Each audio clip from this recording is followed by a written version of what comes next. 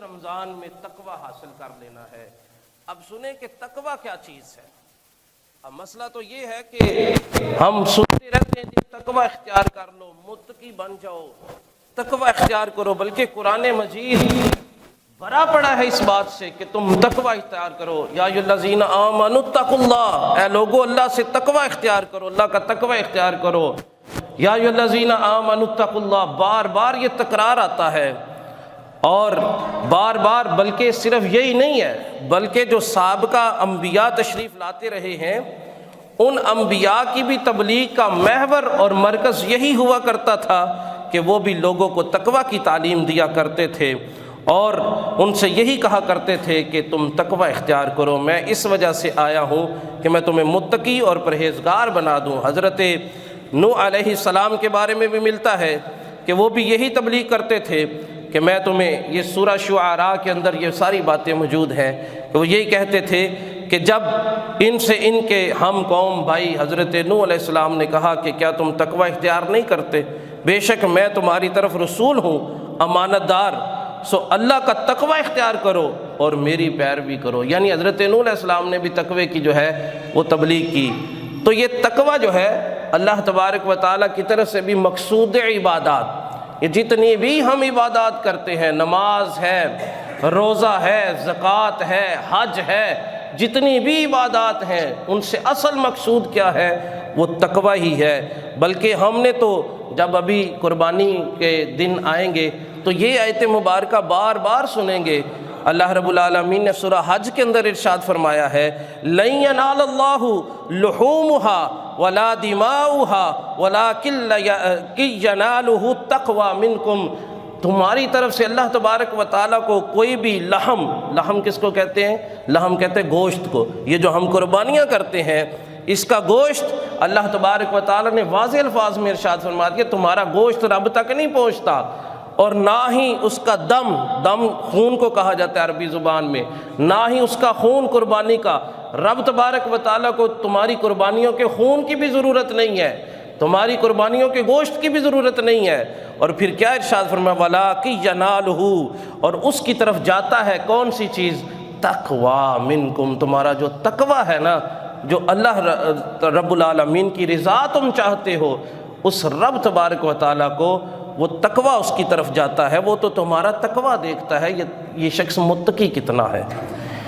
یہ تقویٰ اس کے لغوی معنی ہے کہ اللہ تبارک و تعالیٰ سے خوف کرنا، ڈر جانا، پرہیز کرنا، رک جانا۔ اور اصطلاحی معنی کیا ہے؟ کہ اصطلاحی معنی یہ ہے کہ اللہ رب العالمین کی رضا کے لیے گناہوں کو چھوڑ دینا اور نیکیوں کو اپنا لینا، اس کا نام تقویٰ ہے۔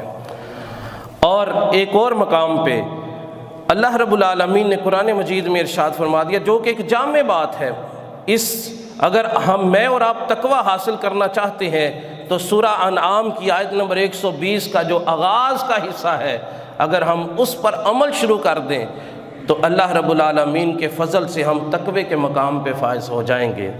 قرآن کیا کہتا ہے؟ قرآن مجید میں ارشاد فرمایا گیا وَذَرُوا ظَاهِرَ الْإِثْمِ وَبَاطِنَهُ، تم ظاہری اور باطنی گناہوں کو چھوڑ دو، یہی چیز تقویٰ ہے، اسی کو تقویٰ کہا جاتا ہے۔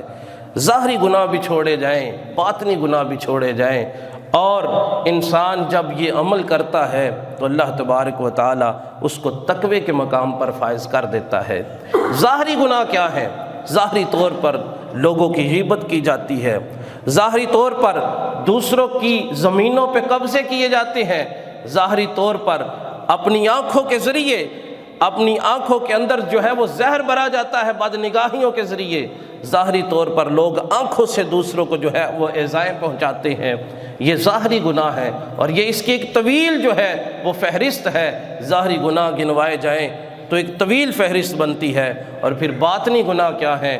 حسد ہے، غیبت ہے، دل کے اندر چھپا ہوا دوسرے کا بغض ہے، دوسرے کے بارے میں جو ہے وہ طرح طرح کے برے خیالات ہیں، یہ باطن کے گناہ ہے۔ اور تنہائی میں گناہ کرنا، تنہائی میں یوں محسوس کرنا کہ جیسے میں اکیلا بیٹھا ہوں، مجھے کوئی دیکھ ہی نہیں رہا، میں جو مرضی کرتا رہا ہوں، یہ تقویٰ نہیں ہے۔ تقویٰ تو یہ ہے کہ انسان لوگوں کے سامنے بھی ہو پھر بھی عاجزی والا ہو۔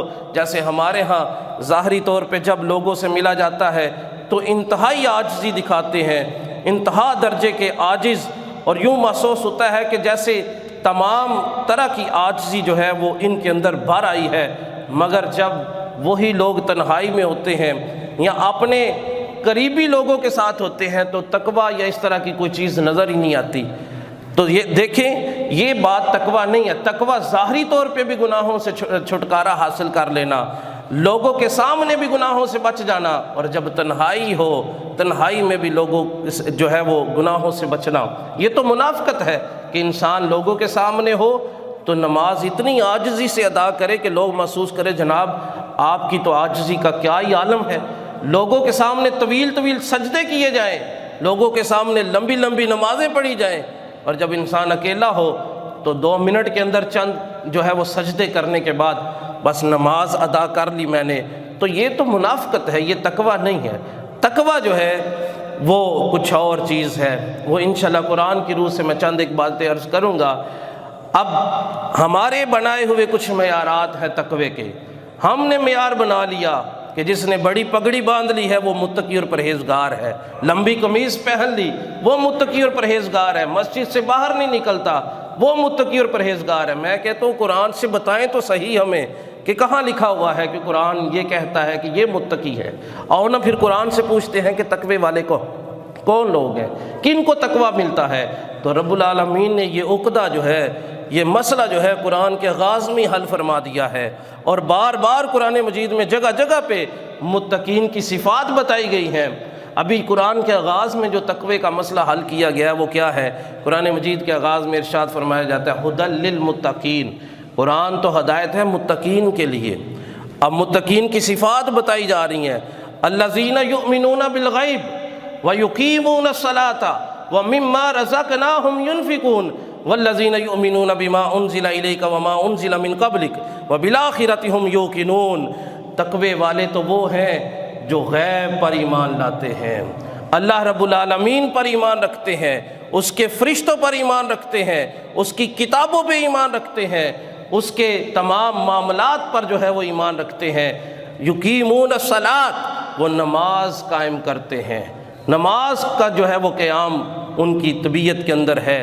پھر وہ کیا ہے؟ انفاق فی سبیل اللہ کرتے ہیں، اللہ رب العالمین کے راستے میں خرچ کرتے ہیں، اللہ رب العالمین کی رضا کے لیے خرچ کرتے ہیں۔ آج اگر ہم اپنی حالت دیکھیں تو کیا خرچ کرنے کا جو معاملہ ہے وہ کہاں تک ہمارے اندر موجود ہے؟ انفاق فی سبیل اللہ کتنا ہم کرتے ہیں؟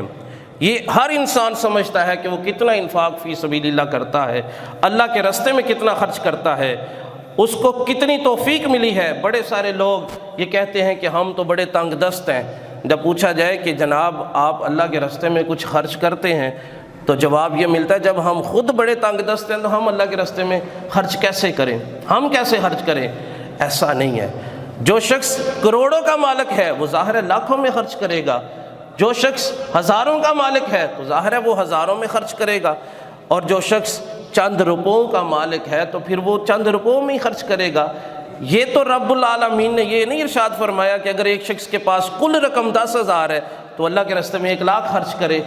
رب العالمین کی طرف سے ایسا کوئی حکم نہیں۔ رب فرماتا ہے جتنا تم جو ہے وہ آسانی کے ساتھ میرے راستے میں خرچ کر سکو تو انفاق فی سبیل اللہ ضرور کرو، میرے راستے میں ضرور خرچ کرو۔ اور جو انفاق فی سبیل اللہ کرتا ہے اللہ رب العالمین اس کو کیا انعام عطا فرماتا ہے؟ رب تبارک و تعالیٰ اس کو تقوی کی دولت عطا فرما دیتا ہے۔ یہ جو رمضان آ رہا ہے یہ تقوی، ہم سمجھتے ہیں شاید مسجد میں بیٹھے رہنا تقوی ہے، ہم سمجھتے ہیں شاید تسبیح پڑھتے رہنا صرف تقوی ہے، قرآن مجید کی تلاوت کرتے رہنا صرف تقوی ہے۔ قرآن مجید کی تلاوت کرنے کے ساتھ ساتھ جھوٹ بھی چھوڑنا یہ بھی تقوی ہے، لوگوں کے ساتھ بددیانتی کو چھوڑ دینا یہ بھی تقوی ہے، اپنے اخلاق کو درست کر لینا یہ بھی تقوی ہے، بیٹیوں کو وراثت میں سے حصہ دینا یہ بھی تقوی ہے، مسلمان بھائی کے ساتھ حسن سلوک کرنا یہ بھی تقوی ہے۔ یہ ہم سمجھتے شاید اپنی ظاہری حالت کو بدل لیا، ہم نے مسلمانوں والا، مومنین والا، صوفیوں والا لباس پہن لیا، ظاہری شکل بھی بنا لی تو ہم تو متقی ہو گئے ہیں۔ نہیں، باطن بھی اپنا صاف کرے۔ اور قرآن جن کو کہتا ہے وہ والے تقوی کے جو ہیں وہ ہم اپنے اندر اوصاف کو پیدا کریں۔ قرآن مجید میں سورہ آل عمران کی آیت نمبر 133 سے لے کر کے 137 تک یہ بھی متقین کے صفات کو بتائی گئی ہیں۔ وہ متقین کی صفات میں رب العالمین نے کیا ارشاد فرمایا؟ وَسَارِعُوا إِلَىٰ مَغْفِرَةٍ مِّن رَّبِّكُمْ وَجَنَّةٍ أَرْضُهَا السَّمَاوَاتُ وَالْأَرْضُ أُعِدَّتْ لِلْمُتَّقِينَ، اور اپنے رب کی بخشش اور اس جنت کی طرف دوڑو جس کی وسعت آسمان و زمین کے برابر ہے، اتنی وسیع ہے وہ جنت۔ ابھی رب نے کیا ارشاد فرمایا؟ میرا اور آپ کا رب قرآن مجید کی سورہ آل عمران کی آیت نمبر 133 میں ارشاد فرماتا ہے وہ پرہیزگاروں کے لیے میں نے تیار کر رکھی ہے۔ وہ جنت کے مالک کون ہیں؟ وہ متقی لوگ ہیں۔ اور اس سے اگلی آیت مبارکہ میں پھر متقین کی صفات کو بیان کیا گیا ہے۔ ایک معیار ہمارے ہیں نا جی متقین کے، ہم سمجھتے شاید فلاں جو ہے وہ ایسا حلیہ بنانے والا متقی بن جاتا ہے، اتنے فالور ہو جائیں تو سمجھا جاتا ہے وہ متقی اور درجہ تقویٰ پہ فائز ہو گیا ہے۔ تو علامہ اقبال نے اسی موقع پہ کہا تھا نا کہ خدا بندہ یہ تیرے سادہ دل بندے کدھر جائیں، خدا بندہ یہ تیرے سادہ دل بندے کدھر جائیں کہ درویشی بھی عیاری ہے، سلطانی بھی عیاری، یہ درویشی کے روپ میں بھی عیار ملیں گے آپ کو، اور سلطان بادشاہی کے روپ میں بھی آپ کو بڑے عیار ملیں گے۔ یہ عیاریاں جو ہیں ہم سمجھتے شاید یہ بہت بڑا تقوی کا مقام ہے۔ تقوی وہی ہے جو قرآن بتا رہا ہے، تقوی اسی کو کہا جائے گا کہ جس کی تعریف قرآن مجید میں کی جا رہی ہے۔ اور میں عرض کر رہا ہوں سورہ آل عمران کی آیت نمبر 134 میں پھر ارشاد فرمایا گیا کہ وہ کون ہے؟ الذین ینفقون فی السراء والضراء والکاظمین الغیظ وعافین عن الناس واللہ یحب المحسنین، وہ جو خوشحالی اور تنگی میں اللہ کی راہ میں خرچ کرتے ہیں۔ خوشحالی کے عالم میں تو خرچ کیا جا سکتا ہے، آپ کے پاس وسیع مال ہے، آپ اللہ کے راستے میں خرچ کرتے چلے جا رہے ہیں۔ تنگ دستی میں جو خرچ کرتا ہے رب تبارک و تعالیٰ پھر اس کو بڑا زیادہ اجر عطا فرماتا ہے۔ تو ہم ذرا اپنی حالت پہ غور کریں کہ ہر شخص جو ہے وہ جب خرچ کرنے لگتا ہے تو فوراً اس کو ذہن میں آ جاتا ہے جناب میں تو تنگ دست ہوں، میرا تو اتنا سامان جو ہے وہ میں نے تو اتنا قرضہ دینا ہے۔ بڑے سارے لوگ یہ مسائل پوچھتے ہیں جناب میں نے نا اتنا قرضہ جو ہے وہ دینا ہے تو کیا میں زکوٰۃ ادا کر سکتا ہوں؟ میں تو اتنا مقروض ہوں۔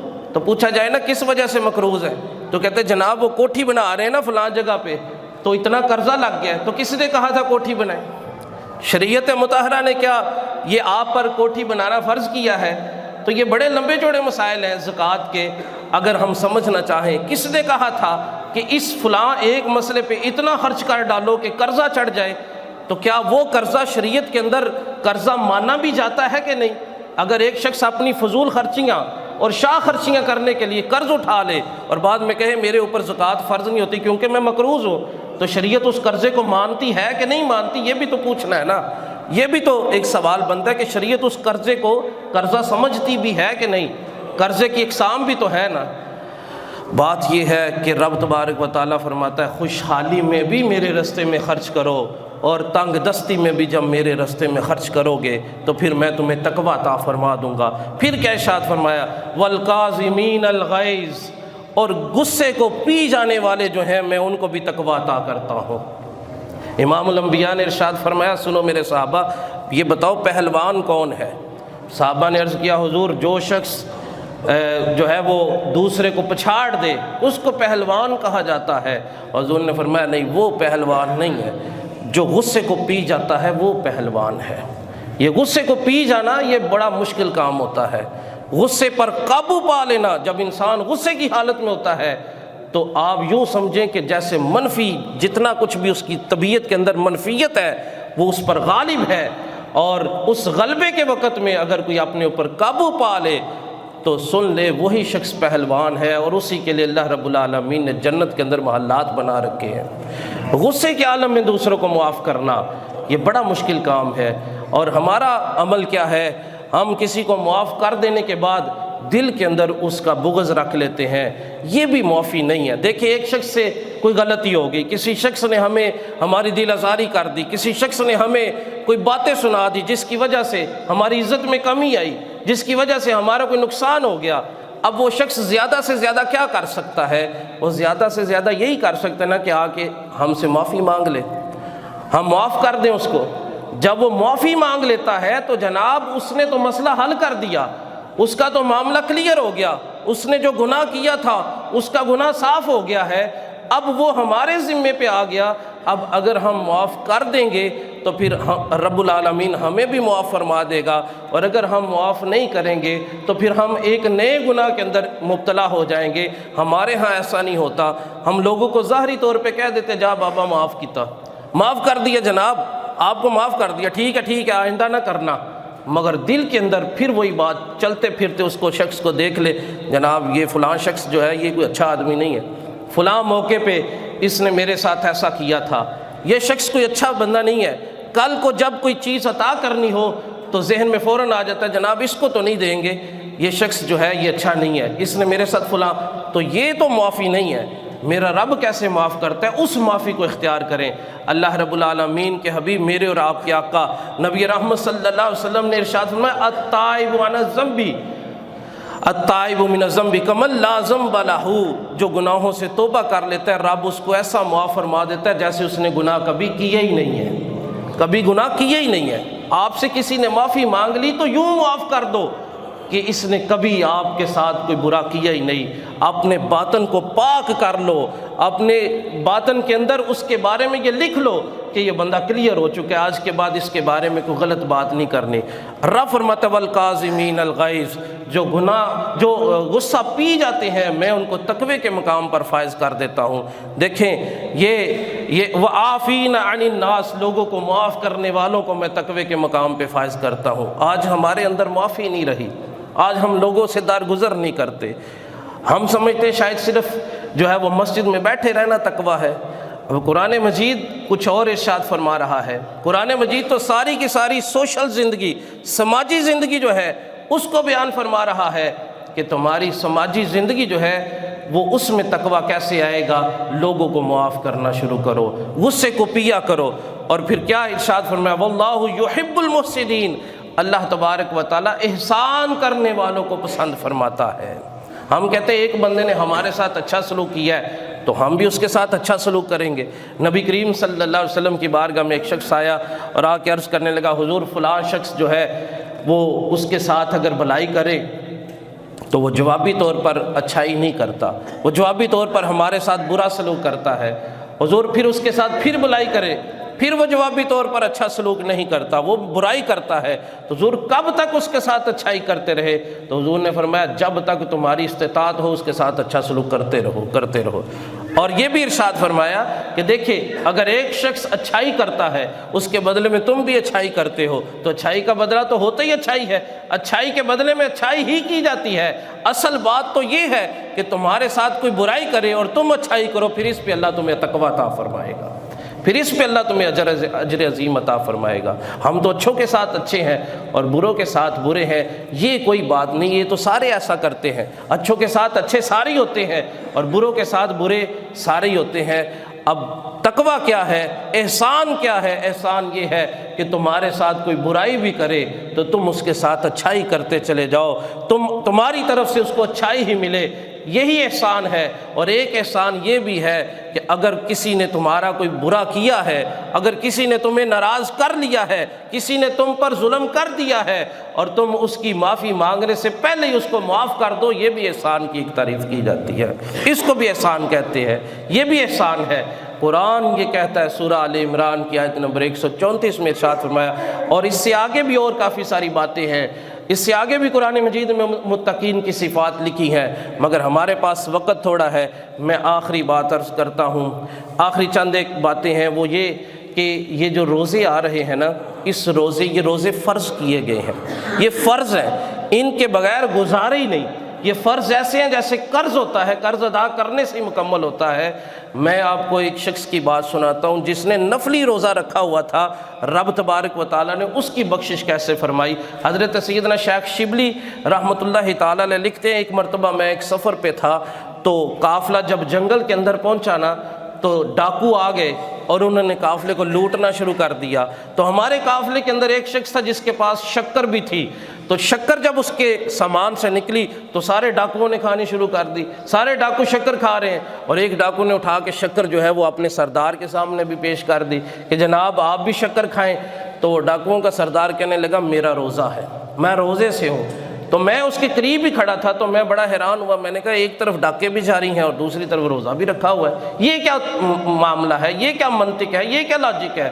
تو وہ کہنے لگا میں نے رب کو راضی کرنے کا بھی ایک رستہ رکھا ہوا ہے، میں ایک رستہ اللہ کو راضی کرنے کا بھی رکھا ہوا ہے۔ کہتے ہیں بات آئی گئی ہوگی، ہم چلے گئے اور ایک عرصہ گزر گیا، میں حرمین شریفین کی حاضری کے لیے پہنچا تو میں جب کعبۃ اللہ کے طواف کر رہا تھا تو میں نے احرام میں لپٹے ہوئے ایک شخص کو دیکھا جو بڑا ہی دبلا پتلا تھا، اور پھر میں نے جب غور کیا تو یہ تو وہی شخص تھا، وہی ڈاکوؤں کا سردار جس نے اس وقت جو ہے وہ روزہ رکھا ہوا تھا۔ جب طواف سے فارغ ہوئے تو میں نے قریب لا کے پوچھا کہ جناب یہ کیا منظر میں دیکھ رہا ہوں؟ تو کہنے لگا وہی روزہ جو اس وقت میں نے رکھا تھا، رب العالمین نے اس روزے کی برکت سے مجھے توبہ بھی عطا فرمائی اور مجھے تقویٰ بھی عطا فرما دیا۔ یہ ہے روزے کی برکتیں، یہ ہے اللہ تبارک و تعالیٰ کی رضا۔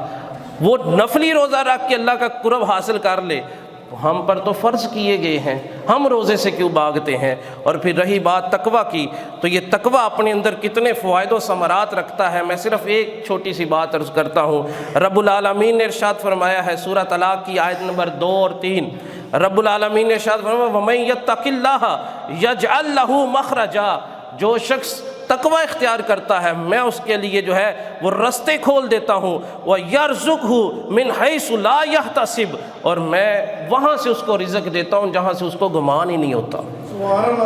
رزق چاہیے تقوی اختیار کر لو، اگر رستے بند ہو گئے ہیں تقوی اختیار کر لو۔ اب یہاں پہ چھوٹی سی بات ہے، حضرت حاتم اصم رحمۃ اللہ تعالی علیہ، آپ کا جی چاہا کہ میں حج کے لیے جاؤں، گھر والوں سے اجازت مانگی، گھر والے کہنے لگے آپ کو بھی پتہ ہے کہ ہمارے حالات اچھے نہیں ہیں، حج اس وقت فرض ہوتا ہے جب آپ کے پاس اتنا مال ہو کہ اپنے گھر والوں کو جو ہے وہ کفالت کے مطابق مال دے کے زاد راہ بھی ساتھ ہو تو پھر آپ جا سکتے ہیں، ہمارے پاس اتنا مال ہی نہیں، اگر آپ حج کے لیے چلے گئے تو ہم تو بھوکے مر جائیں گے۔ مگر آپ کی ایک بیٹی بڑی صالحہ بڑی متقیہ بیٹی تھی، وہ کہنے لگی ابا جی آپ جائیں، آپ حج کے لیے جائیں، ہمارا گزارا ہو جائے گا۔ اب جب حضرت حاتم اصم رحمۃ اللہ تعالی علیہ حج کے لیے نکل گئے، کچھ دن تو گزرے، زاد راہ بھی ختم ہو گیا وہاں سے، اور یہاں سے جو سامان گھر والوں کے لیے چھوڑ کے گئے تھے وہ بھی ختم ہو گیا۔ اب سارے گھر والے اس بیٹی سے کہہ رہے کہ تم نے کہا تھا کہ حج پہ چلے جاؤ، اب بتاؤ کہ فاقوں میں مرنا ہے یا کیا کرنا ہے، اب کیسے زندہ رہیں گے، ہمارے پاس تو کھانے کے لیے کچھ نہیں ہے۔ اب وہ بیٹی اللہ رب العالمین کے حضور حاضر ہو جاتی ہے، سجدے کی حالت میں اللہ کی بارگاہ میں دعا کرتی ہے، یا اللہ میں نے قرآن میں پڑھ رکھا ہے کہ جو تقوی اختیار کرتا ہے تو اس کو رزق عطا فرماتا ہے، میرے مولا تو اس کے لیے رستے کھول دیتا ہے۔ میں تو قرآن کو یقین کے ساتھ پڑھ رہی ہوں کیونکہ تو نے قرآن کے آغاز میں فرمایا ذالک الکتاب لا ریب فیہ ھدی للمتقین، یہ تو وہ کتاب ہے جو جس کے اندر شک کی کوئی نہیں ہے۔ تو میں نے تو شروع سے شک کو ختم کر دیا تھا، میں شک کے ساتھ نہیں بلکہ یقین سے پڑھتی ہوں قرآن کو، تو میرے مولا مجھے یقین ہے کہ تو رزق کے دروازے بھی کھول دے گا ہم پر۔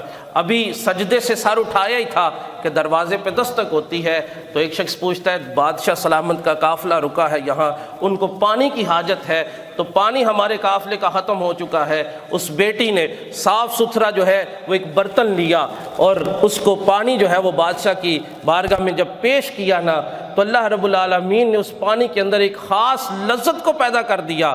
اب جب بادشاہ نے پانی پیا تو بادشاہ کہنے لگا کہ اس طرح کا پانی اور میٹھا اور اتنا لذیذ میں نے آج تک نہیں پیا، یہ کہاں سے آیا ہے؟ تو کہنے لگے وہ حاتم اصم جو ہیں وہ مشہور زمانہ اللہ کے ولی، ان کے گھر سے آیا ہے۔ بادشاہ کہنے لگا چلو مجھے ان کے گھر لے چلو، میں ان کی زیارت کرنا چاہتا ہوں۔ اب بادشاہ کو پتہ چلا کہ وہ تو حج پہ روانہ ہو چکے ہیں۔ بادشاہ کہنے لگا سنو میں بھی یہ سونے کی اشرفیاں جو ہے وہ ہدیے کے طور پر پیش کرتا ہوں، سارے قافلے والے جو ہے وہ جتنا ہو سکے ہدیہ جو ہے وہ ان کو پیش کریں۔ اب گھر سے باہر کھڑے ہو کے بادشاہ نے جب سونے کی اشرفیوں بھری جو ہے وہ تھیلی ان کے گھر بھیجی، پھر سارے قافلے والوں نے سونے سے بھری اشرفیوں والی تھیلیاں ان کے گھر پھینکی، تو جیسے سونے کی بارش ان کے گھر پہ ہو گئی۔ اب بیٹی کی آنکھوں سے آنسو جاری ہو گئے، تو ماں کہنے لگی جب باپ جا رہا تھا، جب تنگی تھی، جب رزق کم تھا تب تم مسکرا رہی تھی، اب سونے کی بارش ہو رہی ہے تو رو کیوں رہی ہو؟